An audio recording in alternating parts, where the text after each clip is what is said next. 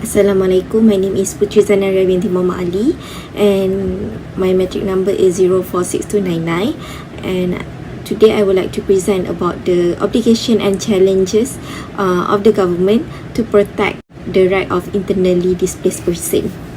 Okay, for the introduction, IDPs are individuals or group of person who have been forced to leave their home or place of habitual residence, in particular to avoid the effects of armed conflict, extreme abuse, human rights abuses, natural disaster, and who have not crossed an international state border.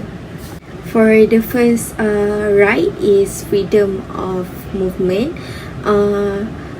Freedom of movement require the freedom of those within a country legally to move freely and choose one place of residence within its boundary, as well as the right to live and to return freely. For the challenges in this right is sometimes person who want to flee to safe part of the country remain trapped and they are not allowed to escape danger zone, and sometimes they manage to flee but are then forced to go back to their place of origin where dangers are still occur. For the second right is family life. According to the principle 16 and 17, protect the right of IDP to non-interference with the protection of family life, obligating state to take measure to preserve family unity, pursue family reunification, and determine the fate of the missing. The family should be provided with the widest possible protection and assistance, particularly where it is responsible for the care and education of the children, dependent children. And for the challenges is when children are separated from family members, it will lead to sexual exploitation, trafficking, gender-based violation, and so on. For the third right is food. Food is necessary for survival. It is an essential condition for the exercise of all other human rights. The right to an adequate standard of living includes the right to adequate food. For the challenge is IDP often suffer the consequences of disruption in food supply caused by weak institutional arrangement. The obstacle to economic self-sufficiency typical faced by IDP often leave them dependent on humanitarian aid for their daily food. Next, water and sanitation. Access to water is necessary for survival and therefore an essential precondition for the exercise of virtually all other human rights.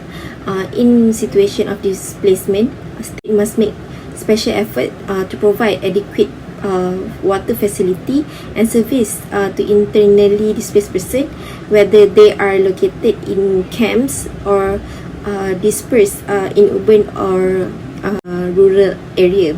For the challenge is the lack of sufficient potable water can endanger life and health, and it poses a particular risk to group vulnerable to hydration, such as children and the chronic ill or disease.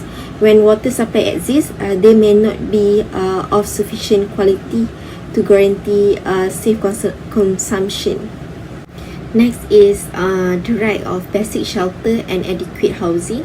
The right to adequate housing entails the right to every person to gain and sustain a safe and secure home and community in which to live in peace and dignity. For the challenge is the poverty of basic physical protective feature of resident is compounded for IDPs by the loss of access to employment, family life resources, education, and social service they typically enjoy in their former homes.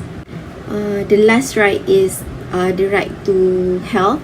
Encompasses not only access to timely and appropriate health care, but also to underlying determinant of health, such as access to an adequate supply of safe and nutritious food, safe and potable water, and adequate sanitation and housing, as well as other human rights standards, including healthy occupational condition and access to health-related education and information.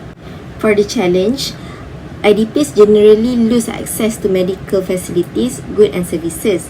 Displacement also undermines social and community protection networks that promote mental health and psychosocial well-being and lead to weakening all of the factors of the health of those affected. Thank you.